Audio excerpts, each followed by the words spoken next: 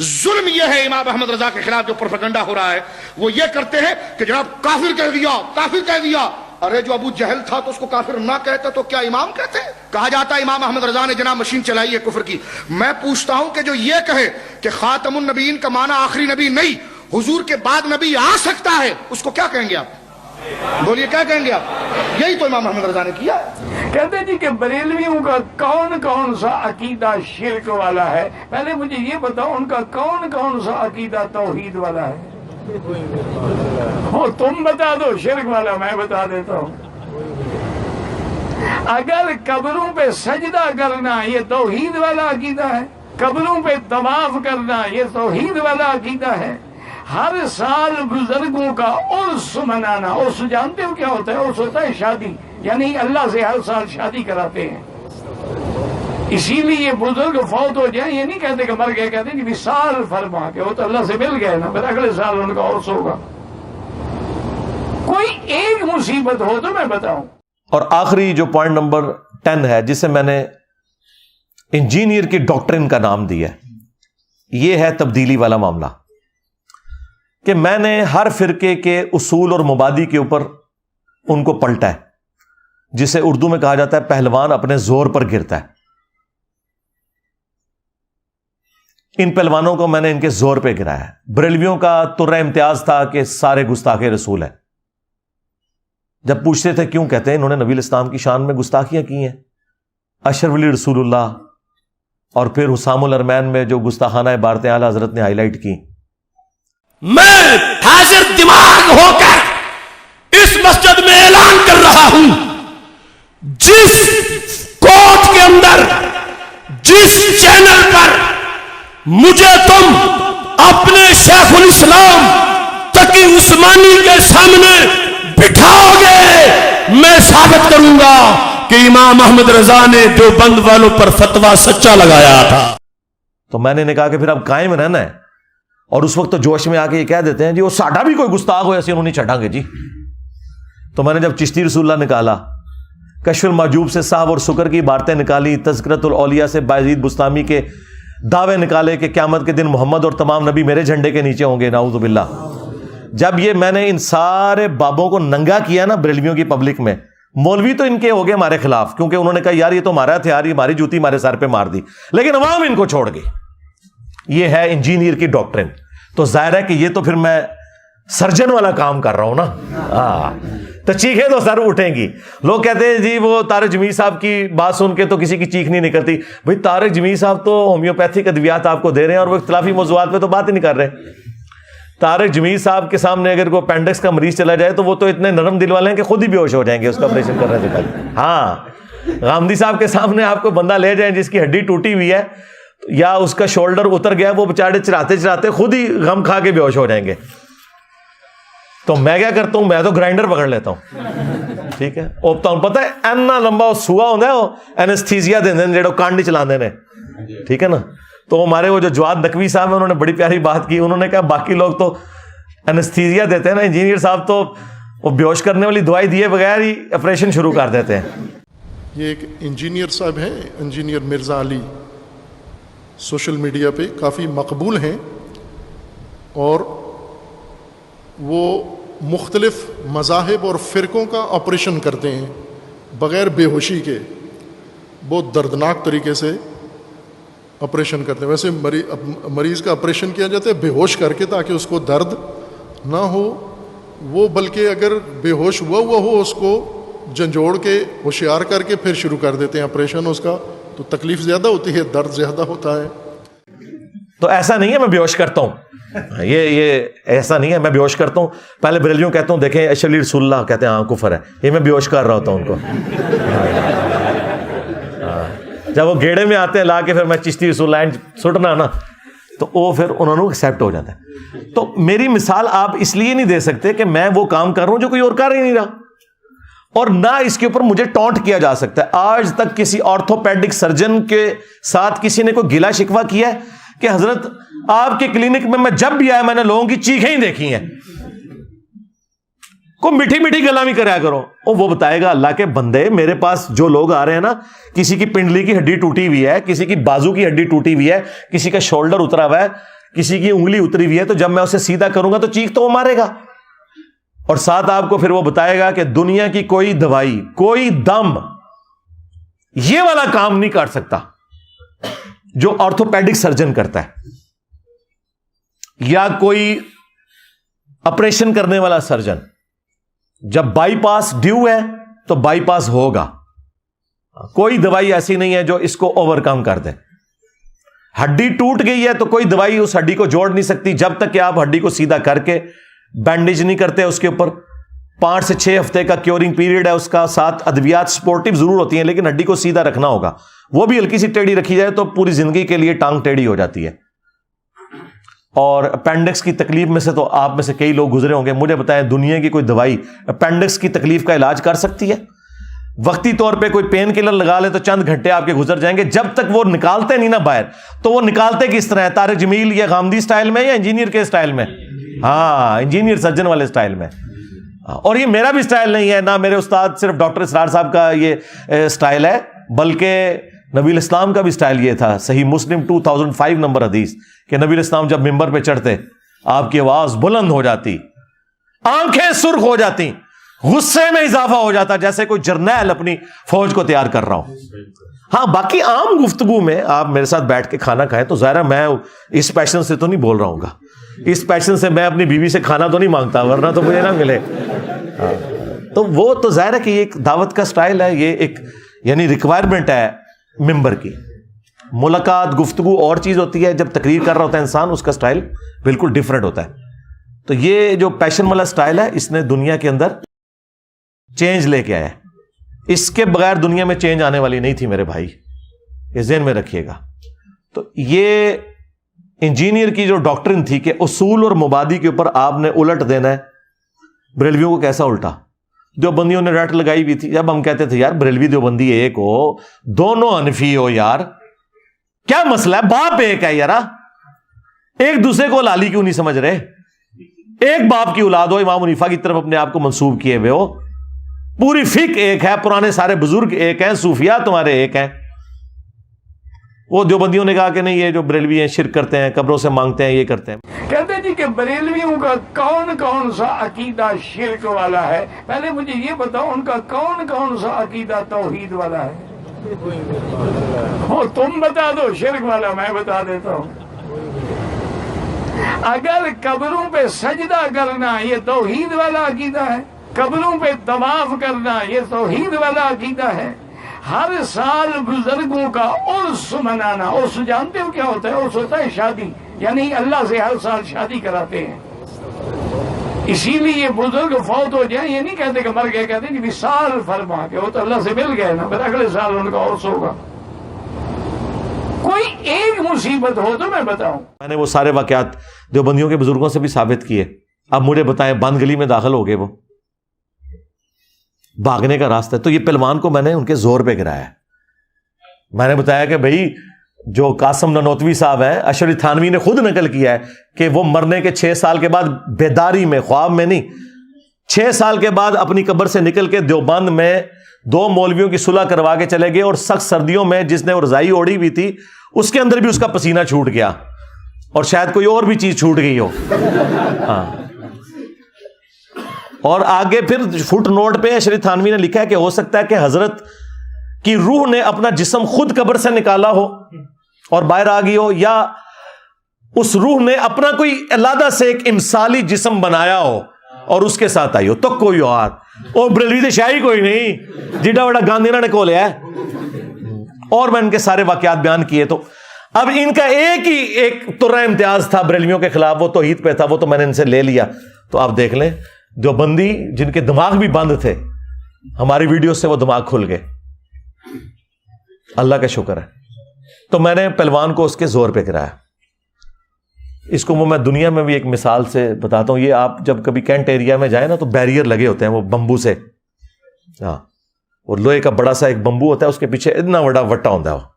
وہ وٹا پتہ تو کیوں ہوتا ہے؟ وہ پتھر اتنا بڑا، اس کا وزن آلموسٹ اس لوہے کے بمبو کے برابر ہوتا ہے، اس سے تھوڑا سا کم ہوتا ہے. تو آلموسٹ یعنی سمجھ لیں بیلنس سے ہوتا ہے. تو وہ ذرا سی اس پہ انگلی آپ لگائیں نا تو یہ کھڑا ہو جاتا ہے. حالانکہ اس کو اس پتھر کے بغیر اگر آپ کھڑا کریں تو 8-10 بندے چاہیے یوں کھڑا کرنے کے لیے. تو انہوں نے وہ بیلنس کیا ہوتا ہے اس پتھر کے ذریعے, تاکہ ایک عام آدمی بھی, اسی لیے اس کو رسی سے باندھا ہوتا ہے, وہ تھوڑا سا وزن اس کا زیادہ ہوتا ہے, وہ رسی چھوڑتا ہے ویسے ہو جاتا ہے. یا اگر وہ رسی نہ بھی ہو, ہلکی سی انگلی کا اشارہ بھی کرے تو وہ بمبو کھڑا ہو جاتا ہے. اے جناب او میں ایڈے وٹے فٹ کیتے ہیں. ہاں, اشعری رسول اللہ, چشتی رسول اللہ, ہلکی جی انگلی لانا نا اینڈ کر کے فرقہ انہاں دا اڈ کے پرے جاندا ہے. ہاں, یہ اصول مبادی ہے. اہل حدیث کا کیا تھا ترہ امتیاز؟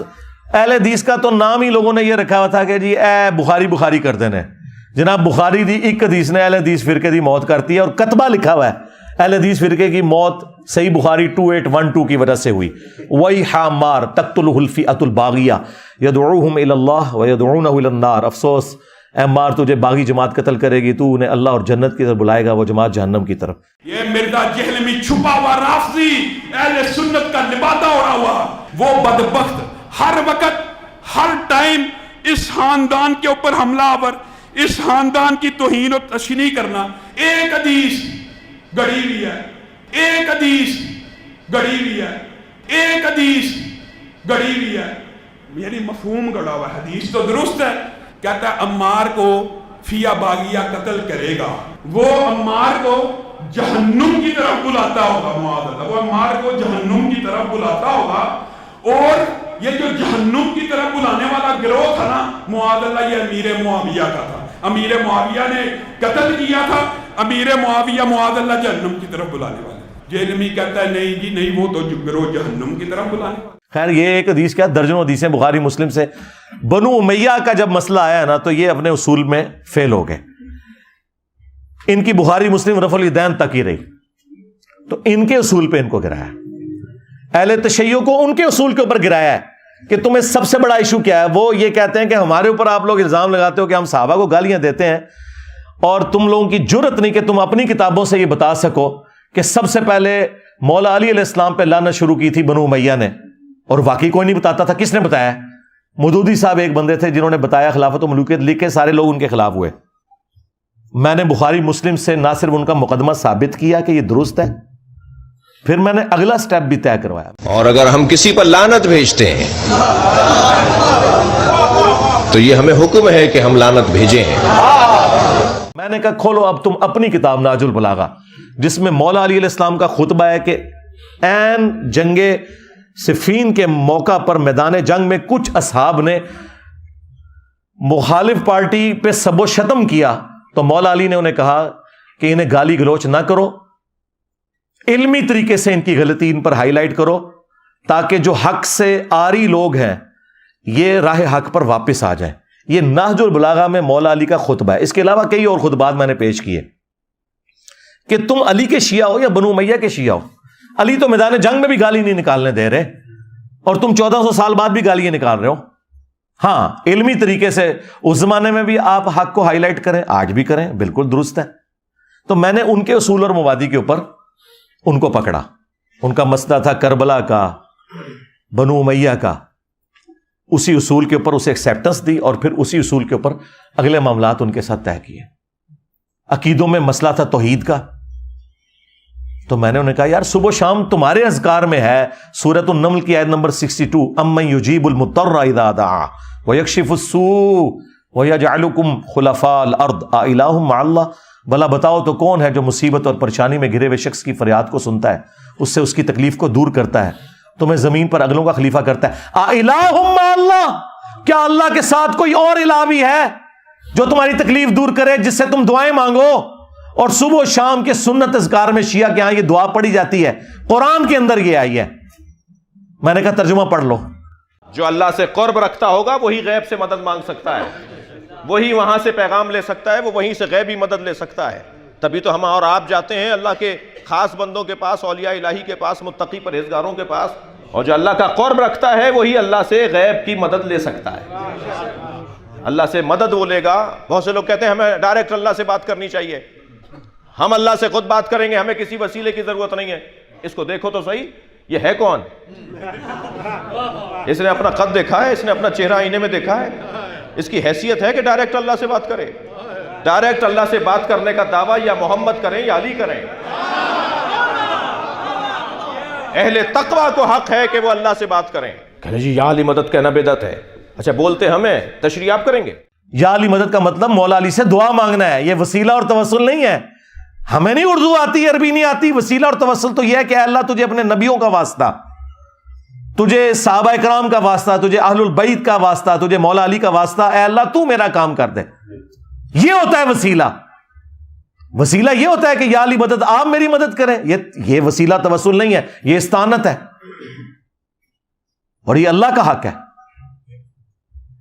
اور پھر میں نے کہا کہ کھولو ناج البلاغہ میں مولا علی نے جو حسن ابن علی کو خط لکھا ہے، اپنے بیٹے کو کہا اے بیٹا تو اس کی اولاد ہے جس نے عنقریب مر جانا ہے، فنا ہو جانا ہے. اس نے فنا کے لفظ ہیں، حالانکہ وہ اللہ کی جنتوں میں زندہ ہے، جسم مبارک بھی ان کا سلامت ہوگا، لیکن ان کا علی نے تو فنا ہو جانا ہے اور اس ایک ذات نے باقی رہنا ہے. اے حسن تجھے جب بھی کوئی مصیبت اور پریشانی ہو اللہ ہی سے مدد مانگنا، اور یاد رکھنا میرے بیٹے حسن، اللہ کا دربار وہ درگاہ ہے کہ اس نے اپنا کوئی دربان بھی مقرر نہیں کیا کہ جس کی اجازت کے ساتھ اندر آنے کی ضرورت پڑے. اور پھر ساتھ مولا علی نے کہا کہ نہ اس نے اس چیز کو ضروری ٹھہرایا ہے کہ تو کسی کا وسیلہ بیچ میں ڈالے، کسی کا واسطہ دے اللہ کو. اللہ نے یہ بھی کوئی ضروری نہیں ٹھہرایا. یہ بھی الفاظ موجود ہے ناج البلاغہ میں. تسی یا علی مدد لے کے بیٹھے ہو، مولا علی نے کہہ رہے کہ واسطے وسیلوں کی بھی ضرورت نہیں ہے. آپ مجھے بتائیں کہاں بھاگیں گے یہ؟ اور پھر مولا علی کا وہ خطبہ جو ناج البلاغہ میں موجود ہے، حضور کی میت پہ کہہ رہے ہیں یا رسول اللہ آپ کی موت اگلے انبیاء کی سی نہیں ہے، آپ کی موت نے آسمان کا زمین سے رشتہ منقطع کر دیا، اب قیامت تک کوئی غیبی خبر نہیں آئے گی. تو سارے کشف، الہام، ٹھیک ہے جی، عقیدہ امامت اس اعتبار سے کہ اسے ڈیوائن مانا جائے، سب کچھ فارغ کر دیا مولا علی نے. اگر مولا علی کہہ رہے ہیں کہ آسمان سے خبر ختم ہو چکی ہے، مولا علی کو اگر خبر نہیں آ رہی تو بعد والے تو شاہی کوئی نہیں. پھر آج کوئی بابا آ کے دعویٰ کرتا ہے جی منو فلاں آیا ہو گیا تو ہو گیا. اور دوسرا انہوں نے کہا یا رسول اللہ اگر آپ نے ہمیں منع نہ کیا ہوتا تو یہ جو غم ہم پر آیا نا، ہم اپنی جان یہاں دے دیتے رو رو کے، ماتم بھی فارغ ہو گیا. تو آپ اندازہ کریں ان کے اصول اور مبادی کے اوپر یہ سارے کے سارے معاملات میں لے کے چلا. قادیانی دیکھ لیں، انہیں یہ تھا کہ ہم بڑے کمزور ہیں، ہمارے پر ظلم ہوتا ہے، ہم علمی بات کرتے ہیں، ہم سے کوئی بات نہیں کرتا. میں نے ان کے اصول اور مبادی کے اوپر ان کو گرا دیا کہ تمہارا یہ جو دجال تھا اس نے تو اپنی کتابوں میں حدیثوں کے حوالے تک غلط دیے ہوئے ہیں، وہ حدیثیں وہاں پہ موجود ہی نہیں ہیں جو اس نے حوالے دیے ہوئے ہیں. پلس اس نے جو اصول اور مبادی کھڑے کیے ہیں قرآن و سنت سے دلائل کے، وہ تم خود پڑھ کے دیکھو، ان چیزوں کا لینا دینا ہی کوئی نہیں ہے. بخاری سے لا کے حدیث پیش کرتے ہیں کہ عبداللہ ابن ابی اوفا کہتے ہیں کہ حضور کا بیٹا اگر ابراہیم اگر یہ جوانی کی عمر کو پہنچتا تو یہ بھی پیغمبر ہوتا. اور انہوں نے پورے مسلمانوں کو دھوکے میں رکھا، کہتے ہیں دیکھیں نبوت جاری ہے. تبھی تو صحابی کہہ رہے کہ حضور کا بیٹا قاسم بن محمد، جن کی وجہ سے کنیت تھی رسول اللہ کی صلی اللہ علیہ وآلہ وسلم ابو القاسم، یہ اگر زندہ رہتے تو پیغمبر ہوتے ہیں. وہ حدیث جو ہے وہ یہ ہے کہ حضرت ابراہیم جو حضور صلی اللہ علیہ وآلہ وسلم کے ماریہ قبطیہ کے بطن سے فرزند تھے، جب آپ کا وصال ہوا تو حضرت اقدس محمد رسول اللہ نے ان کو لحد میں اتارتے ہوئے فرمایا لو آشا لکانا صدیقا نبیا، یہ میرا بیٹا اگر زندہ رہ جاتا تو صدیق نبی ہوتا. یہ جو بعض لوگ، بعض علماء اس سے نکلنے کی کوشش کرتے ہیں، اس کے مفہوم سے باہر جانے کی کوشش کرتے ہیں، یہ کہہ کر کہ اس سے مراد یہ ہے کہ اسی لیے اللہ تعالیٰ نے مار دیا کہ نبی نہیں آ سکتا تھا، اگر نبی آ سکتا تو ان کو وفات کر دیتا. مولا علی قاری نے اس کو سختی سے رد فرمایا ہے. انہوں نے کہا یہ خدا تعالیٰ کی شان کے خلاف بات کرتے ہو. ہم نے کہا آگے چل. آگے لکھا ہے ابن ابی اوفا کہتے ہیں کہ چونکہ رسول اللہ پہ ختم نبوت ہو چکی ہے اس لیے آپ کا کوئی بچہ جوانی کی عمر کو پہنچے نہیں، کیونکہ سلسلہ نبوت ختم ہو چکا ہے. تو نے اتنا جملہ لیا کہ قاسم زندہ رہتا تو وہ نبی ہوتا. میں بھی کہتا ہوں کہ حضور کا اگر کوئی بیٹا جوانی کی عمر کو پہنچتا تو نبی ہوتا اگر حضور خاتم النبیین نہ ہوتے. آگے لکھا ہوا ہے اور یہ قرآن میں بھی ہے، ما کان محمد ابا احد من رجالکم ولکن رسول اللہ و خاتم النبیین. محمد تم مردوں میں سے کسی کے باپ نہیں ہے، ان کا تو اپنا بیٹا بھی مرد نہیں بنے گا، چاہے جائے کہ زید ابن حارثہ کو کوئی ان کا بیٹا مان لے، کیوں؟ وہ کسی مرد کے باپ کیوں نہیں ہے؟ اس لیے کہ ولاکن رسول اللہ و خاتم النبیین، چونکہ وہ اللہ کے رسول اور خاتم النبیین ہے، لہذا ان کا کوئی بیٹا جوان نہیں ہوگا، کیونکہ یہ تو بڑی عجیب بات تھی کہ ابراہیم کا بیٹا پیغمبر ہو اور محمد رسول اللہ کا بیٹا پیغمبر نہ ہو، یہ ہو نہیں سکتا تھا۔ تو اللہ نے کلیئر کیا کہ ان کے بیٹا پیغمبر اس لیے نہیں کہ یہ خاتم النبیین ہے، ان کا کوئی بیٹا اپنا جوانی کی عمر تک پہنچے گا بھی نہیں۔ تو ہر فرقے کو اس کے اصول اور مبادی کے اوپر گرایا۔ یہ تھی انجینئر کی ڈاکٹرن، یہ ایک سرجن والا کام تھا، اس کی وجہ سے چیخیں بھی نکلیں۔ ظاہر ہے میں کام ہی ایسا کر رہا ہوں، اب یہ کام اس کے بغیر ہو نہیں سکتا۔ اور جو یہ مجھے آگے مشورے دیتے ہیں، چھੱਡ دو منو مشورے دینے بند کرو، تو اسی کر کے دسو، مجھے وہ مشورہ دے جو خود یہ کام کر کے بتائے۔ اور تمہارے خلاف تو مولوی نام لیے بغیر اشارتاً تقریر کر دے، تسی ایک مہینہ مسیتی نہ وڑ دے ڈر دے مارے، گلا منو کر دے ہو آگے۔ ہاں جائے میں نے تو کئی بار لوگوں کو کہا جن کو بڑا شوق ہے نا کہ ہم بڑے اچھے طریقے سے دعوت کر سکتے ہیں، میں نے کہا ایک حدیث لے جاؤ مسلم کی 2245 کہ میں تمہیں منع کرتا ہوں قبروں پر عمارت بنانے سے، قبروں کو پکا کرنے سے، اس پہ مجاور بن کے بیٹھنے سے، خرچہ سارا میں اٹھاتا ہوں تمہارا، ٹھیک ہے؟ گال میں ایک طرف شہد رکھ لو، ایک طرف گڑ رکھ لو، اور جا کے داتا دربار لوگوں کو دعوت دو کہ میٹھے میٹھے اسلامی بھائیوں، ہاں میں اپنے نبی کی حدیث ماشاءاللہ ایک پازیٹیو انداز میں بیان کرنے آیا ہوں، سبز پگڑی بھی باندھ لو۔ ہاں حدیث سنائے، اس کے بعد کہ یہاں پہ سید صاحب دفن ہے، آج ان کی روح کے سال ثواب کے لیے، ان کی روح کو خوش کرنے کے لیے ان کا مزار توڑنے سے ہی ہم سنت کا آغاز کرتے ہیں۔ ہاں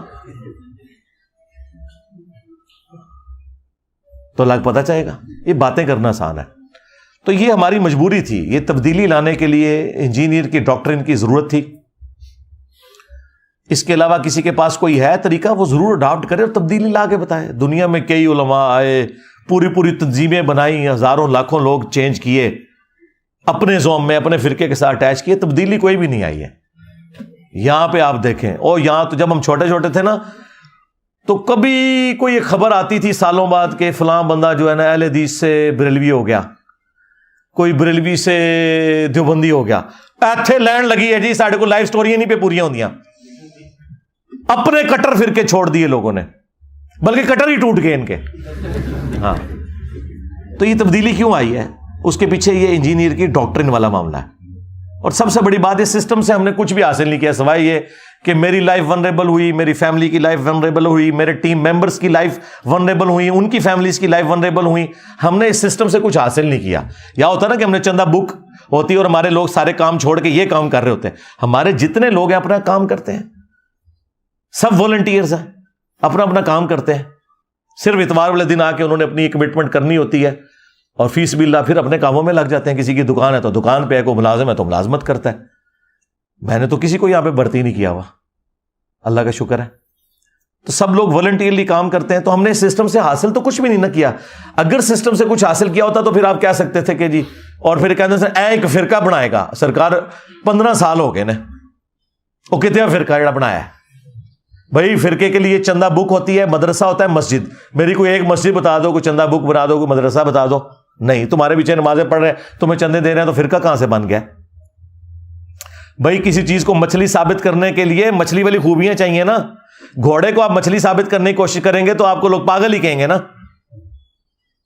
تمہارے بزرگوں والا کوئی گند میرے اندر موجود نہیں، کیونکہ وہ گند اس لیے کہ آپ کہتے ہو نا یہ فرقہ بنا رہا ہے، تو پھر جنہوں نے فرقے بنائے ہوئے ہیں وہ جو گند کرتے رہے ہیں، ان کا کوئی ایک گند مجھے بتا دو کہ تمہارے اندر بھی وہ والا گند موجود ہے۔ کوئی کتاب لکھ کے میں نے لوگوں کے حوالے کی ہو، کتابیں تو یہ وہی ہیں۔ کوئی فرقہ بنایا ہو، کوئی چندہ بک بنائی ہو، یہ میں کہتا ہوں فلاں کے پیچھے نماز نہیں ہوتی، میں کہتا ہوں ساروں کے پیچھے نماز ہوتی، سارے مسلمان ہیں۔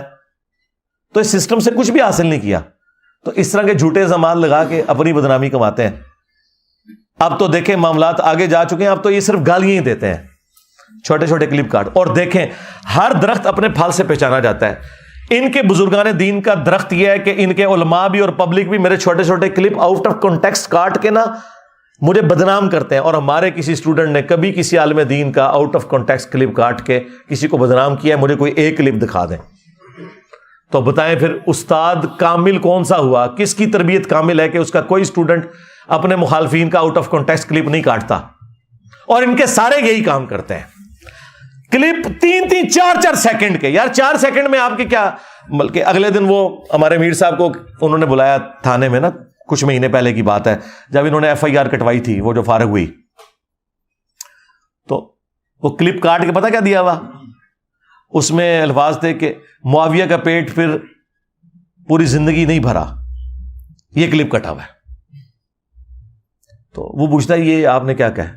بھئی ہم نے نہیں کہا، یہ اس حدیث کے راوی نے کہا ہے جس نے وہ حدیث روایت کی دلائل النبوہ امام بیہقی کی کتاب میں کہ نبی علیہ السلام نے کہا تھا کہ اس کا خدا پیٹ نہ بھرے، اور وہ راوی حدیث کہتا ہے کہ حضور کی پھر یہ بدوا لگ گئی اس کو اور مرتے دم تک اس کا پیٹ نہیں بھرا.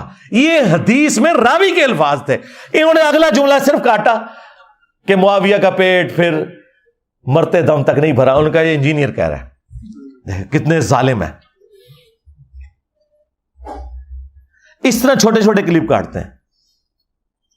میں تو اگلے دن اپنے بھائیوں کو کہہ رہا تھا، میں جس پیشن سے بیان کرتا ہوں وہ بخاری مسلم کی حدیث کہ نبی علیہ السلام غزوہ حنین کے موقع پر جب 12,000 کا لشکر آپ کو چھوڑ گیا، آپ 80 لوگوں کے ساتھ اکیلے آگے بڑھے.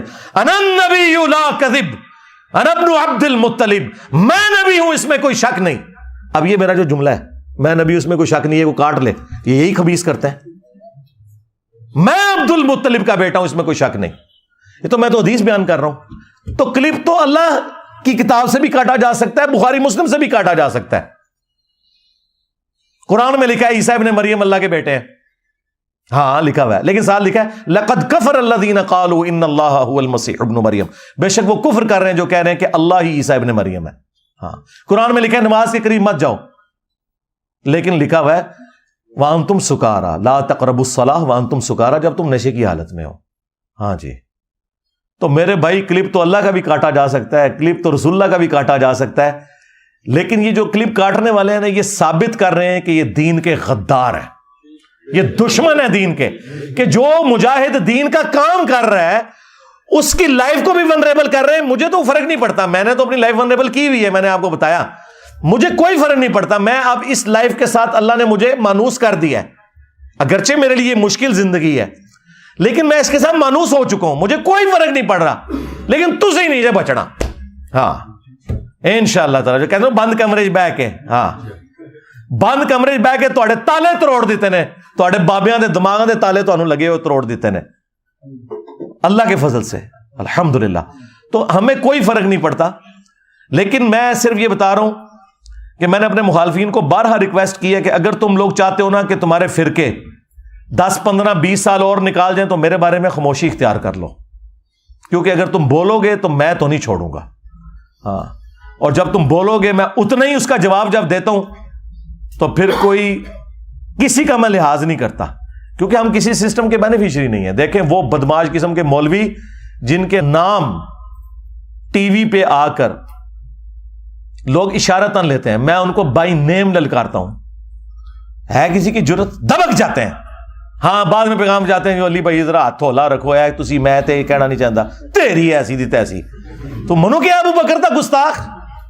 میں فتنے ابار دیں، جناب کوئی انجینئر بہ کے، جناب کوئی پلمبر بہ کے، جناب کوئی جناب کرنڈی مین بہ کے، جناب کوئی مستری بہ کے، وہ حضرت جناب سیدنا صدیق اکبر دے بارے گل کر رہا ہے. شکل نہیں دیکھی وچوں نے اپنی ہے، اوتھے بہ کے بند کمرے گل کر رہے تھے. میدان چاہو تو ہم دسیے جناب سیدنا صدیق اکبر کہندے کنوں جڑا اپنے حجرے دی مسجد تو باہر نہ نکل سکے، او انہاں دے بارے گل کرے جنہاں حضور دی خاطر سارا کچھ قربان کیتا، جنہوں گھر 2 وقت دی روٹی نہ میسر ہوئے، او حضرت جناب سیدنا صدیق اکبر دے بارے گل کرے. اے تے میدان وچ حضرت جناب سیدنا صدیق اکبر حضور سید عالم صلی اللہ علیہ وسلم نال جدو ہجرت دے موقع تے چلے تے این بے کے اندر کتاباں جناب کیڑا بن کے تے جناب 4 یوٹیوبراں نال تے جناب این نہیں گل بندی، اے دین نو ڈھان والیاں گلاں. دیکھا کیسی منجی ٹھوکی ہے. ہاں کسی کی جرت نہیں، نہ مرے ہوں کی نہ زندوں کی. کیوں کہ آپ سب لوگ اگر کوئی دل میں خیال بھی آتا تھا چپ کر کے بیٹھ جاتے تھے، ان سے ڈرتے تھے. اللہ کے فضل سے اللہ نے مجھے ہمت دی ہے اور اب تو ہر طرف انجینئر ہو رہی ہے. آج ہمارا یہ دعوت کا قد کاٹ ہی بہت بڑا ہے، لیکن جب شروع میں جتنی مشکلات تھیں آپ لوگ سوچ نہیں سکتے. وہ تو دیکھو لائف سٹوری تو میری ابھی سٹارٹ ہی نہیں ہوئی ہے. ابھی تو میں صرف آپ کو دعوت کے حوالے سے ڈسکشن بتا رہا ہوں کہ کس طریقے سے ہم نے مشکلات دیکھی ہیں شروع میں. وہ اگر میں تفصیلات آپ کو بتاؤں تو آپ حیران ہو جائیں کہ آج تو خیر معاملات ہی اللہ تعالیٰ نے بہت آسان ہمارے لیے کر دیے ہیں اللہ کے فضل سے. لیکن ہم اس وقت ہی پیچھے ہٹے. آپ تو جناب کسی نے کھنگڑ نہیں دینا تہاڈی جرت بول کے دیکھو تو کرنے کے ہیں کسی پلے کھینچنا رویو بالکل لا کے ہاتھ چڑھا چڑھا گے اللہ کے فضل سے. کسی کا لحاظ نہیں کرنا انشاءاللہ تعالی. اور یہی وجہ ہے کہ انہوں نے اپنے فرقوں کا جلدی نقصان کروایا.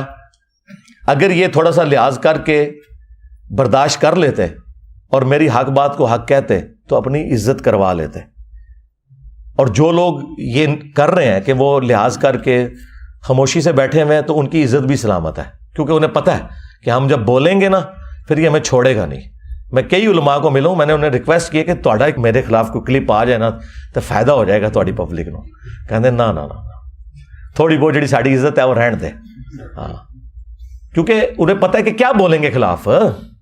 جب بولیں گے تو میں تو سارے حقائق رکھوں گا. کیسے بول سکتے ہیں؟ میں سب کچھ کھول کے کتابوں سے سامنے رکھ دوں گا.